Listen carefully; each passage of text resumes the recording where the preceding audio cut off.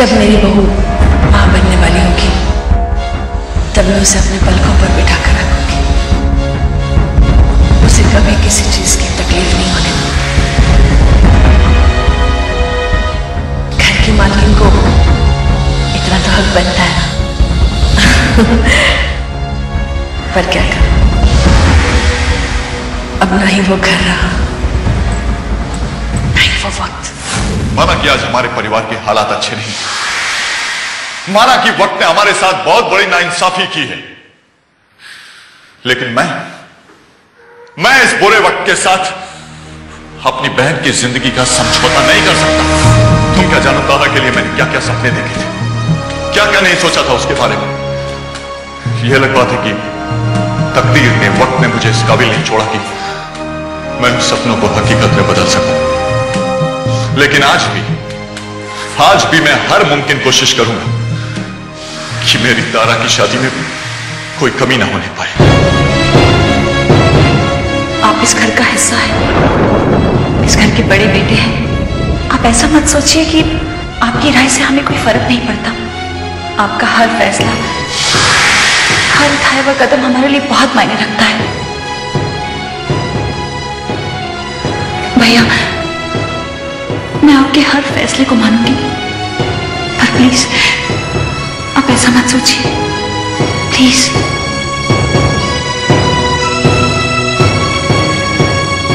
मुझे माफ कर दे तारा।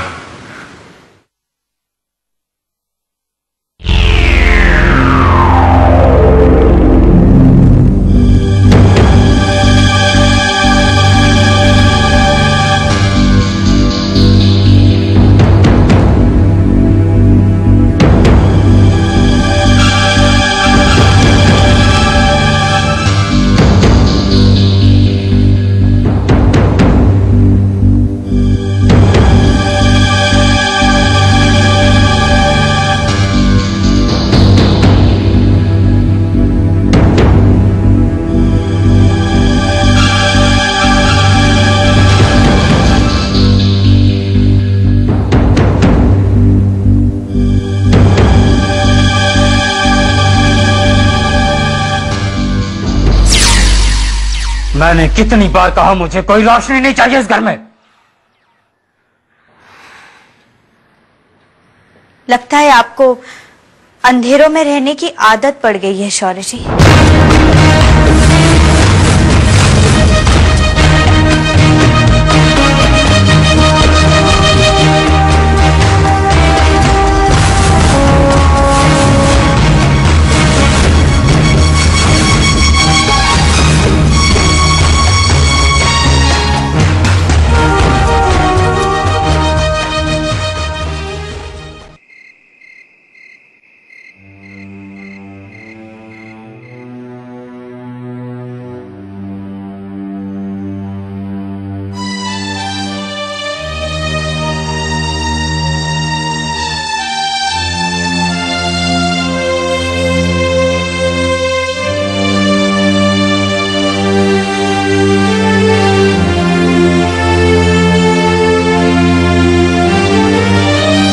क्या हुआ?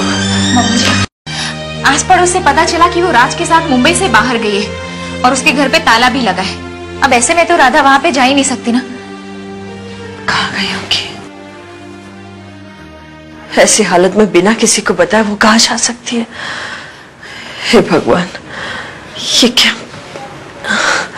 फिर तो कुछ समझ में नहीं आ रहा। तारा, तारा क्या हो रहा है तुम्हें? तारा, क्या हुआ? हाँ? मम्मी जी, लगता है शायद वो थकान से ज्यादा टेंस हो गई और राधा के बारे में भी इसे अपने कमरे में ले जाओ। जी जी, आराम कर। आओ तारा, संभाल के बेटा।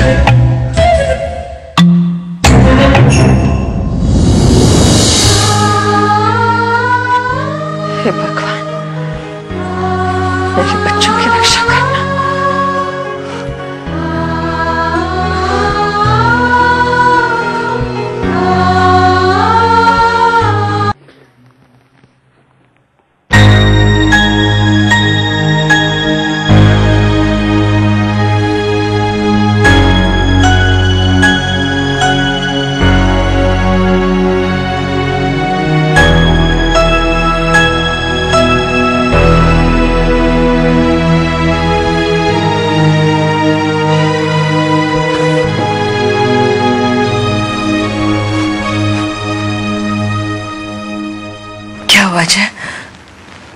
कुछ पता चला?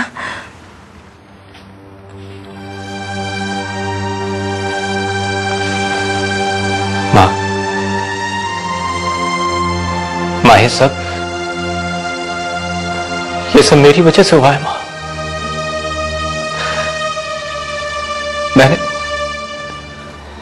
मैंने राधा के साथ बहुत बुरा सलूक किया माँ।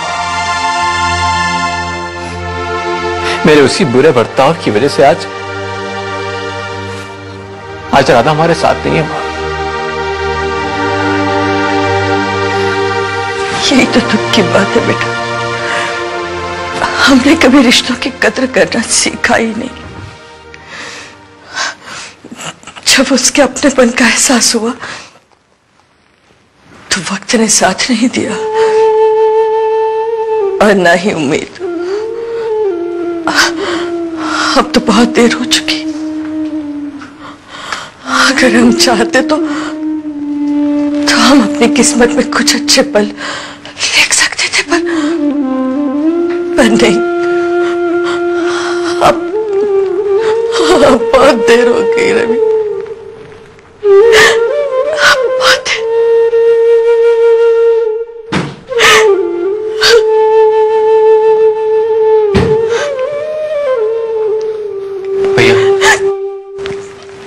भैया राधा के बारे में कुछ पता चल?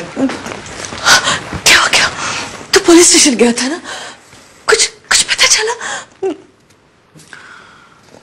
मैं पुलिस स्टेशन गया था, वहां मैंने सबसे बात भी की। उन्होंने राधा को ढूंढने का विश्वास भी दिलाया, लेकिन मुझे नहीं लगता कि सिर्फ इतने करने से राधा हमारे घर वापस आ जाएगी। सोचा था अपनी बहू को उन रास्तों में दोबारा जाने नहीं दूंगी। उसे खुद से दूर कभी नहीं करूंगी। उसे ढेर सारी खुशियां दूंगी, पर नहीं। मेरी लाख कोशिशों के बावजूद मैं अपनी बहू को संभाल नहीं पाई। मैं उसे वो खुशियां नहीं दे पाई। मैं उसे संभालने में नाकामयाब रही। मैं उसे कोई खुशी नहीं दे पाई। मैं उसे खुशी नहीं दे पाई। मुझे माफ कर दे, माफ कर देना। मैं उसे नहीं संभाल पाया। मैं उसे नहीं संभाल।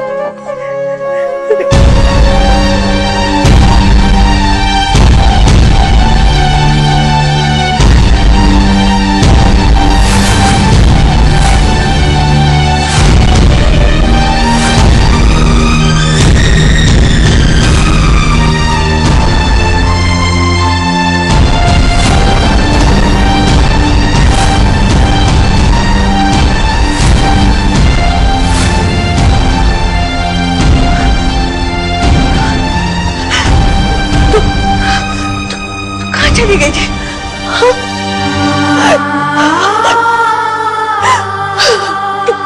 तू कहाँ चली गई थी? कहाँ चली गई? मुझे तो लगा कि मैंने तुझे दोबारा खो दिया। बिना किसी को पता।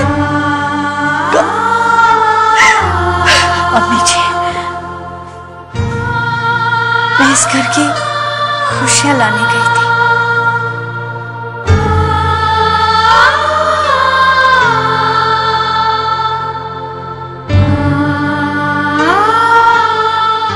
आइए शौर्य जी।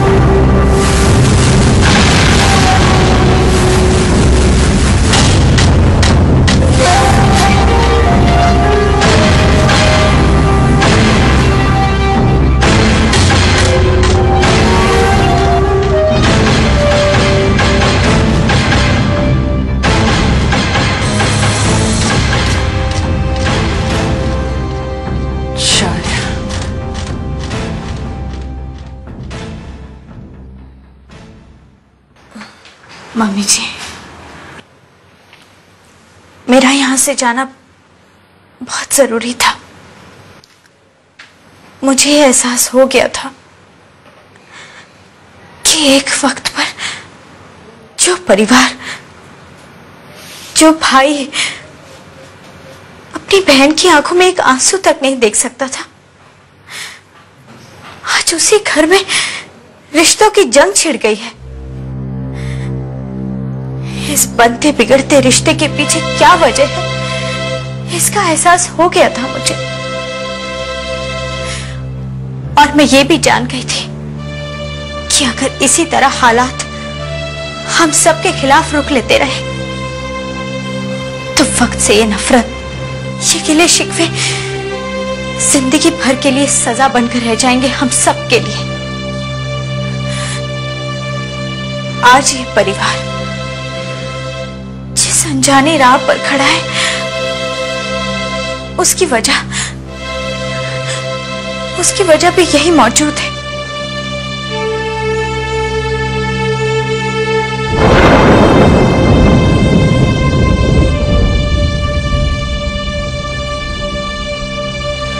नहीं राधा, इसकी वजह शौर्य नहीं है। अपने सुख दुख की वजह हम खुद होते हैं। इस घर का बेटा आप सबसे कुछ कहना चाहता है। अब कहने सुनने को क्या बाकी रहा है राधा? ये शख्स जो यहाँ खड़ा है, इसको तुम जानती नहीं हो। किस तरह का आदमी है ये? रवि भैया, शौर्य जी को मुझसे बेहतर और कौन जान सकता है।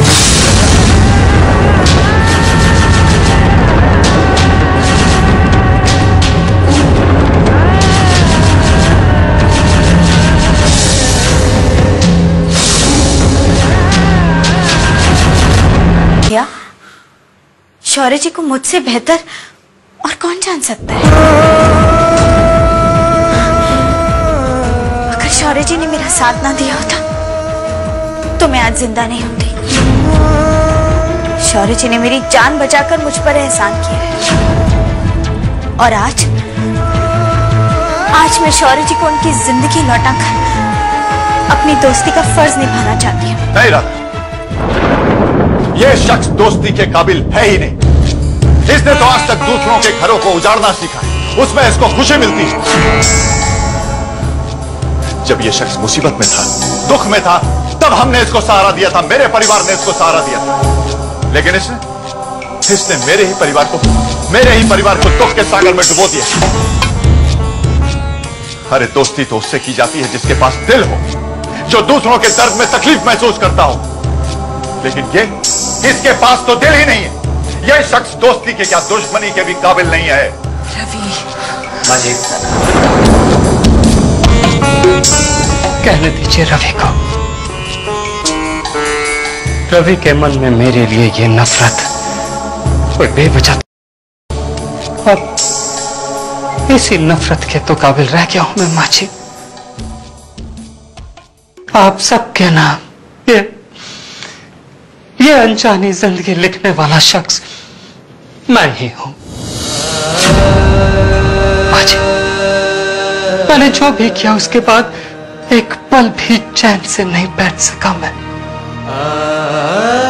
कोई भी ऐसा वक्त नहीं गुजरा जिसे सोचकर, जिसे महसूस कर कर मैं खुद पर फख्र करूं। कहीं ना कहीं बाजी, कहीं ना कहीं मेरे मन में यह सवाल उठता था कि औरों की जिंदगी का फैसला लेकर शायद मैंने ठीक नहीं किया। मेरे अपनों ने मुझे समझाने की बहुत कोशिश की, मुझे एहसास कराने की कोशिश की कि सही क्या है और गलत क्या। लेकिन मैंने किसी की नहीं सुनी। मैंने वही किया जो मेरे मन ने चाहा। अपने सच को जिंदगी का सच मान चुका था मैं। लेकिन आज मेरी दोस्त ने मुझे हिम्मत दी कि मैं खुद से लड़ सकूं, आप सबके सामने सच को स्वीकार कर सकूं। मैं गलत था, आप सबकी खुशियों को अपनी किस्मत मानने चला था मैं गलत था। हाँ माँ जी, मैं गलत था। मैं गलत था जब मैंने एक बेटे, एक मां, एक परिवार से उसका अधिकार छीना। मैं अपनी जिंदगी को अंधेरों में खोने चला था। तब राधा मेरी जिंदगी में एक रोशनी लेकर आई, जिसे अपनाना मेरे लिए बहुत आसान हो गया माँ जी, बहुत आसान हो गया।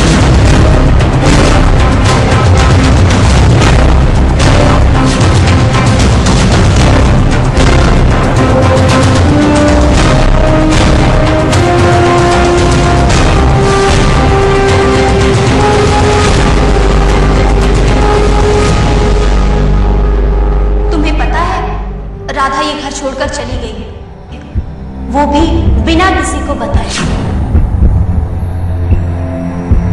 पता नहीं किस मकसद से इस घर में आई थी, और अब जब उसका मकसद कामयाब हो गया तो यहां से चली गई।